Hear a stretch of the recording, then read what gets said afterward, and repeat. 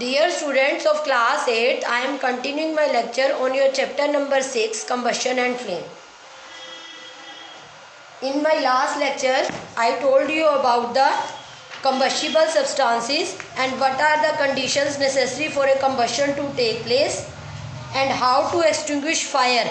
अगर कहीं unnecessary combustion हो रही है, कहीं आग लग गई है तो उसको कैसे extinguish करना है. Also told you about types of combustion, flame and its structure. Now I am explaining you fuel and its kinds. What are fuels? A combustible substance which on burning produces a large amount of heat and light is called a fuel. कोई भी combustible substance जो burn करके large amount में heat और light produce करे उसी को ही हम क्या बोलते हैं, फ्यूल बोलते हैं. Some commonly used fuels are wood, coal, liquefied petroleum gas, petrol, diesel and kerosene. तो इनमें से कुछ इम्पोर्टेंट जो आपके फ्यूल्स हैं वो कौन कौन से हैं. एलपीजी गैस हो गई, कोल हो गया, पेट्रोल हो गया, डीजल हो गया, ठीक है, wood, kerosene, these are fuels. These are example of fuels जो आपके बर्न करने पर lot of amount of heat and light produce करते हैं, large amount of heat and light produce करते हैं. They are said to be fuels. Now fuels can be classified on the basis of their physical state. फ्यूल्स को हम उसकी physical state के basis पे क्लासीफाई कर सकते हैं, like solid, liquid and gas. ठीक है, on the basis of their physical state they can be classified into 3 categories, solid, liquid and gas. What are solid fuels?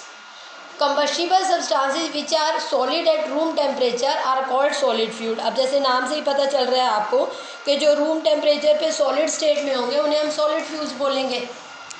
ठीक है ना. In rural areas firewood, agriculture waste, animal dung cake are the major source of energy. तो अगर आप rural area, village area में चले जाओ, गाँव वाले इलाके में, तो वहाँ पर जो है वो मेनली आपका एग्रीकल्चर वेस्ट, ठीक है, जो भी बचता है वहाँ से लकड़ी वगैरह, और एनिमल डंग जैसे काउ डंग, उसके केक्स बना लिए जाते हैं ना, जिसे आप हिंदी में उपले बोलते हो. They are the major sources of energy. उनसे जो है वो बर्न करके अपनी कुकिंग वगैरह करते हैं. They are the combustible substances which are used in the rural areas. Next is liquid fuels. Volatile liquids which produce combustible vapors are called liquid fuels. Some common liquid fuels are petrol, kerosene oil, diesel and alcohol etc. तो volatile liquid जो burn हो सकें, ठीक है, less मतलब उनका जो boiling point है वो कम होते हैं. They are said to be volatile. ठीक है, बॉइलिंग पॉइंट कम है तो ऑटोमेटिकली जल्दी आग पकड़ के फटाफट बर्न करना शुरू कर देते हैं. उनमें हमारा petrol, kerosene oil, diesel, alcohol main है, जो लिक्विड फॉर्म में एट रूम टेम्परेचर प्रेजेंट है और कंबस्शन कॉज करके lot of amount of heat produce कर सकते हैं. गैसियस फ्यूल्स की बात करें तो कंबस्टिबल गैसेस और mixture of combustible gases are called gaseous fuel. जो भी गैसेस बर्न करके लार्ज अमाउंट में हीट एंड लाइट प्रोड्यूस करें, दे आर कंबस्टिबल गैसेस. इनमें हमारा कई बार क्या होता है, मिक्सचर ऑफ गैसेस भी काम करती हैं. ठीक है, तो some commonly used gaseous fuels are natural gas, liquefied petroleum gas, compressed natural gas, coal gas, biogas etcetera. तो इसमें हमारे जो कॉमन गैसियस फ्यूल हैं वो हमारी कौन कौन से हैं? Natural gas, liquefied petroleum gas that is LPG, compressed natural gas जैसे सीएनजी, और बायोगैस जो कि गांव वगैरह में बनती है जिससे कुकिंग वगैरह होती है. काऊ डंग की हेल्प से जो है वो बायोगैस बनाई जाती है और उस बायोगैस को गोबर गैस भी बोलते हैं और उसका इस्तेमाल डिफरेंट पर्पसेस के लिए किया जाता है. What are the characteristics of an ideal fuel? हम किस फ्यूल को आइडियल फ्यूल कंसीडर करते हैं? It should be fairly cheap and readily available. एक तो ये सस्ता होना चाहिए, ठीक है, चीप, और दूसरा रेडिली अवेलेबल, इजीली अवेलेबल होना चाहिए. ठीक है. It should B burn easily in air at A moderate rate. ये एयर के अंदर मॉडरेट रेट पे बर्न करे, ना तो बहुत फास्ट और ना बहुत धीरे, एक सही तरीके से मॉडरेट रेट पे बर्न करे. It should not produce any poisonous and irritating fumes during burning. Burn होते वक्त कोई भी पॉइजनस गैस, कोई भी पॉइजनस या फिर इरिटेटिंग फ्यूम्स क्रिएट ना करे जो हमारी हेल्थ के लिए हार्मफुल हो। It should not leave no residue after burning. Burning के बाद कोई भी ऐश ना बचे, कोई रेजिड्यू ना बचे। It should be safe and convenient from the storage and transportation point of view. इसको स्टोर करना आसान हो और इसको ट्रांसपोर्ट करना भी आसान हो। ट्रांसपोर्ट मतलब एक जगह से दूसरी जगह ले जाना भी आसान हो, ठीक है, और स्टोर करना भी आसान हो। तो these are the characteristics of an ideal fuel. Its ignition temperature should be above room temperature so that it is safe to use such as fuel. और जो भी फ्यूल है उसका इग्निशन टेम्परेचर रूम टेम्परेचर से ज़्यादा होना चाहिए। Sorry, room temperature से इसका इग्निशन टेम्परेचर ज़्यादा होना चाहिए ताकि ये रूम टेम्परेचर पे बर्न करना स्टार्ट ना कर दे, ठीक है। अगर उसको रूम टेम्परेचर पे अपना इग्निशन टेम्परेचर मिल जाएगा फ्यूल को, तो वो रूम टेम्परेचर पे बर्न करना शुरू कर देगा, विच इज़ नॉट सेफ। तो ignition temperature should be above room temperature. तो इग्निशन टेम्परेचर रूम टेम्परेचर से ज़्यादा होना चाहिए ताकि it is safer to use, इसको एज ए फ्यूल यूज़ करना सेफ हो। Substances which have above characteristics are said to be an ideal fuel. अब जिस फ्यूल के अंदर ये सारी कैरेक्टरिस्टिक्स प्रेजेंट होती हैं, they are said to be an ideal fuel. But partially an ideal fuel is but practically an ideal fuel is not available. लेकिन actually देखा जाए तो कोई भी ऐसा फ्यूल नहीं होता जिसके अंदर ये सारी की सारी कैरेक्टरिस्टिक्स प्रेजेंट हो, ठीक है। तो इग्निशन टेम्परेचर का रूम टेम्परेचर से ज़्यादा होना, मॉडरेट रेट पे बर्न करना, easy transport, convenient to use, ठीक है। These are the some common properties of an ideal fuel. What do you mean by fuel efficiency? Efficiency of a fuel is measured in terms of its calorific value. The amount of heat energy produced on complete combustion of 1 kg of a fuel is called its calorific value. The calorific value of a fuel is expressed in a unit called kilojoule per kg. देखो, किसी भी fuel की जो efficiency है वो इस चीज़ पे depend करती है कि वो 1 kg में कितने अमाउंट ऑफ हीट प्रोड्यूस कर सकता है, ठीक है। और यही इसकी कैलोरिफिक वैल्यू है। मतलब किसी भी फ्यूल की एफिशिएंसी हम उसकी कैलोरिफिक वैल्यू के टर्म में ही मेजर करते हैं। The amount of heat energy produced on complete combustion of 1 kg of a fuel. 1 kg fuel burn करने से जितनी अमाउंट ऑफ हीट प्रोड्यूस हो, that is its said to be its calorific value. और calorific value को measure करते हैं in terms of kilo joule per kg, ठीक है। किसी भी सब्सटेंस के 1 kg बर्न करने पर जितनी हीट प्रोड्यूस होती है, that is it's calorific value and unit is kilo joule per kg। The calorific value of different fuels.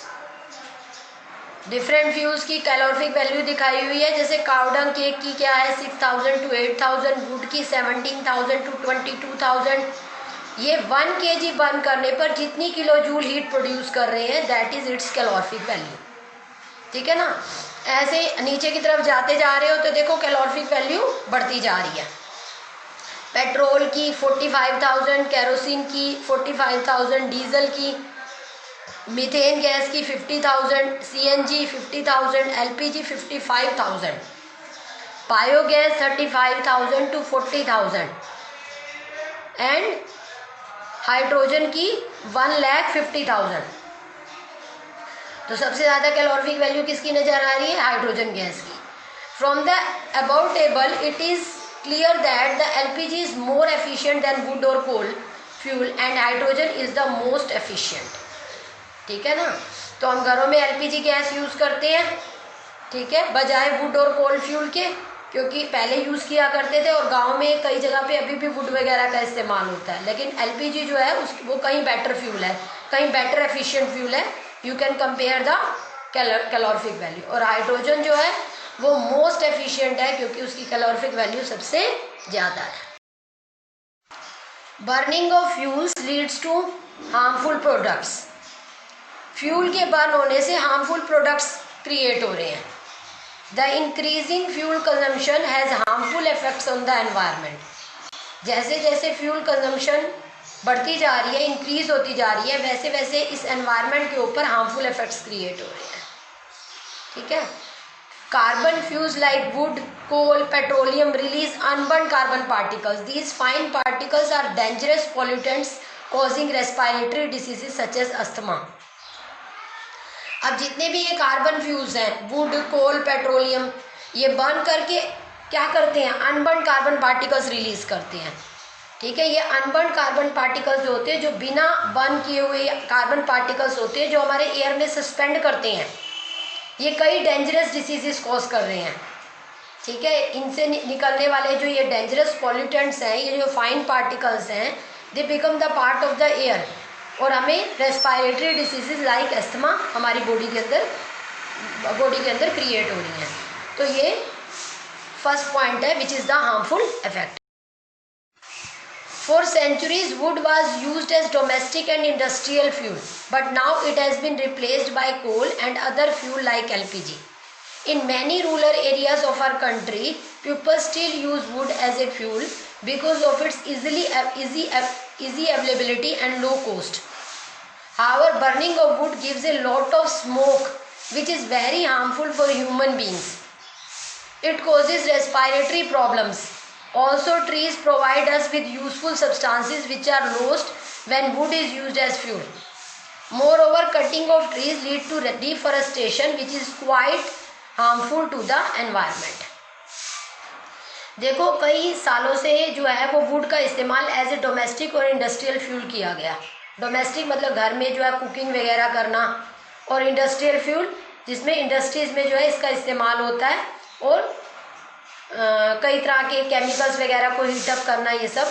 ठीक है। बट धीरे धीरे जो है इसको रिप्लेस कर दिया कोल ने और एलपीजी लाइक गैस ने। लेकिन आज भी अगर हम बात करें तो कई rural parts of our country में जो है वो अभी भी वुड एज ए फ्यूल इस्तेमाल हो रहा है, क्योंकि ये इजीली अवेलेबल है और इसकी कॉस्ट बहुत कम है। लेकिन वुड के बर्न होने से लॉट ऑफ स्मोक क्रिएट होती है, वो लॉट ऑफ स्मोक जो है वो हमारे लिए बहुत हार्मफुल है। ये अभी बताया था कि जब भी वुड वगैरह जैसी चीज़ें बर्न होती है तो वो अनबर्न कार्बन पार्टिकल्स छोड़ती हैं, जो एयर का पार्ट बन जाती हैं और हमारी बॉडी के अंदर रेस्पिरेटरी प्रॉब्लम क्रिएट करती हैं, अस्थमा लाइक। और साथ में जब वुड चाहिए तो ऑटोमेटिकली ट्रीज कट डाउन होंगे। अब ट्रीज कट डाउन हो गए तो ट्रीज हमारे लिए बहुत यूजफुल हैं। ठीक है ना। तो ट्रीज भी कट डाउन हो गए, ज़्यादा ट्रीज कट होने से डिफोरेस्टेशन होगी और हमारा एनवायरनमेंट वैसे ही डैमेज होगा, क्योंकि हमारे ट्रीज जो हैं वो कार्बन डाइऑक्साइड लाइक गैस को एब्जॉर्ब करते हैं, हमारे एनवायरनमेंट को क्लीन करते हैं, हमें क्लीन एयर देते हैं, ऑक्सीजन।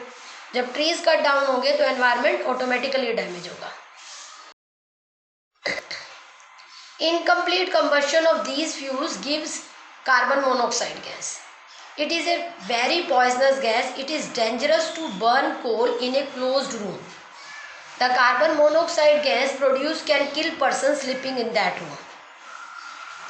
देखो, अगर आप किसी भी फ्यूल को, ठीक है, जो आपका कार्बन फ्यूल है, अगर आप उसको क्लोज्ड रूम में बर्न करो तो क्या होगा, इनकम्प्लीट कंबशन टेक प्लेस होगी, मतलब ऑक्सीजन का अमाउंट राइट अमाउंट में नहीं मिलेगा बर्न होने के लिए। और जब भी इनकम्प्लीट कंबशन होती है, poisonous gas carbon monoxide create होती है। वो कार्बन मोनोऑक्साइड गैस जो होगी वो क्या करेगी, जो भी पर्सन उस रूम के अंदर सो रहे होंगे उनको किल कर देगी, क्योंकि it is a poisonous gas.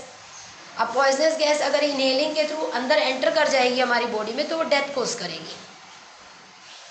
तो इसीलिए कभी भी फ्यूल वगैरह को बर्न करके क्लोज रूम में नहीं सोना चाहिए। Combustion of most fuels release carbon dioxide in the environment. Increased concentration of carbon dioxide in the environment is believed to cause global warming. अब अगर इनकम्प्लीट कंबशन होती है तो कार्बन मोनोऑक्साइड गैस प्रोड्यूस होती है जो बिल्कुल पॉइजनस है और डेथ कोज करती है। और अगर कंप्लीट कंबशन भी होती है इन फ्यूल्स की और कार्बन डाइऑक्साइड गैस भी प्रोड्यूस होती है तो एनवायरनमेंट के अंदर लगातार कार्बन डाइऑक्साइड का अमाउंट एयर में बढ़ता जा रहा है, और कार्बन डाइऑक्साइड के अमाउंट के बढ़ने की वजह से ग्लोबल वार्मिंग कोज हो रही है। ग्लोबल वार्मिंग क्या होती है?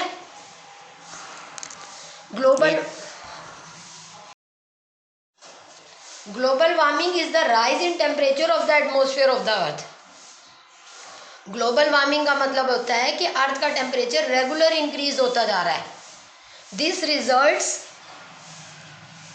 among other things in the melting of the polar glaciers, which leads to a rise in the sea level causing flood in the coastal areas. Low lying coastal areas may even be permanently submerged underwater. Global warming का मतलब होता है regular अर्थ के temperature का rise up होना। Polar eyes है, जो polar glaciers हैं वो मेल्ट होते जा रहे हैं, जिससे सी लेवल इंक्रीज हो रहा है। ठीक है, कोस्टल एरियाज में फ्लड आ रही है क्योंकि वो रेगुलर मेल्ट होते जा रहे हैं। और लो लाइन कोस्टल एरिया की बात करें तो वो परमानेंटली पानी के अंदर ही सबमर्ज हो गए हैं। तो burning of coal and diesel releases sulfur dioxide gas. It is an extremely suffocating and corrosive gas. Moreover, petrol engines give off gaseous oxides of nitrogen. Oxides of sulfur and nitrogen dissolve in rainwater and form acids. Such rain is called acid rain. It is very harmful for crops, buildings and soils.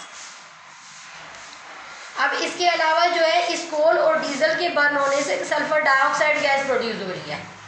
ये sulphur dioxide gas जो है ये बहुत ही suffocating gas है। ठीक है, मतलब अगर हमें इनहेल कर लेंगे तो हमें सांस लेने में बहुत ज़्यादा दिक्कत हो जाएगी। सफोकेटिंग गैस है, कोरोसिव गैस है। ठीक है, तो ये गैस जो है ये पेट्रोल इंजन्स वगैरह के अंदर जो पेट्रोल होता है उन गैशियस पेट्रोल के बर्न होने से गैशियस ऑक्साइड्स क्रिएट होते हैं नाइट्रोजन के।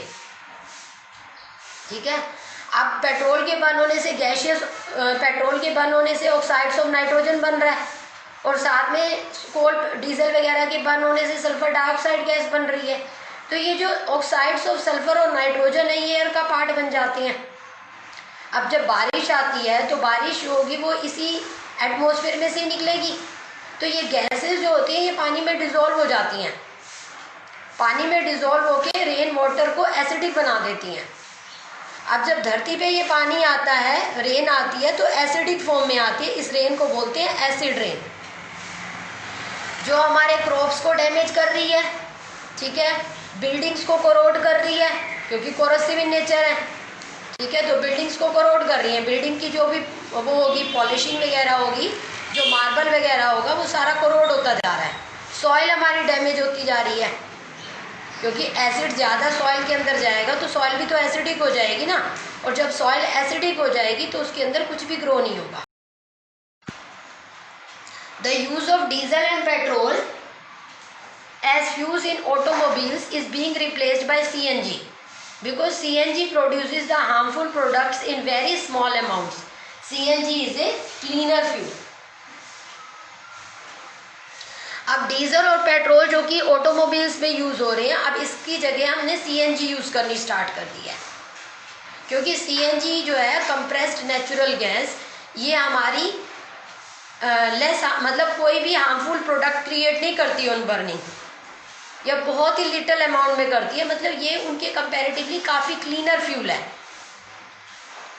ठीक है, डीजल पेट्रोल की बात करें तो सीएनजी जो है वो बहुत ही कम क्वांटिटी में हार्मफुल प्रोडक्ट क्रिएट करती है, means it is a cleaner fuel. तो आज हम डीजल और पेट्रोल की जगह सीएनजी ज़्यादा यूज़ कर रहे हैं so that our environment should be safer. Now your chapter is over, you have to prepare your notes and listen the lecture 2-3 times and also listen the last lectures so that you have better understanding of this chapter as it is a long chapter, and if any problem occur you may write on WhatsApp. Okay.